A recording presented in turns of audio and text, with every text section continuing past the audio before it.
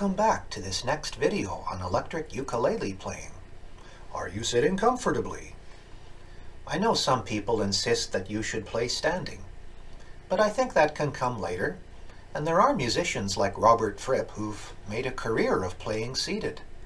It's also true that eventually you should work on playing without constantly looking at the fretboard, but when you're learning you need to do that.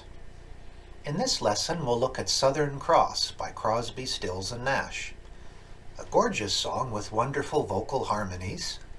The chords aren't really hard, but here and there you need to follow the rhythm closely, and you can again work on dynamic range.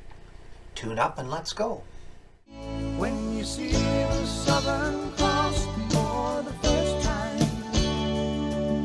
you understand now why you came this way.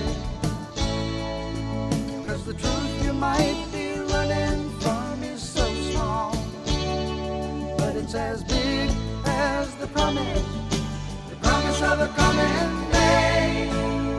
So I'm sailing for tomorrow, my dreams are dying, and my love is an anchor tied to you, tied with a silver chain. I have my ship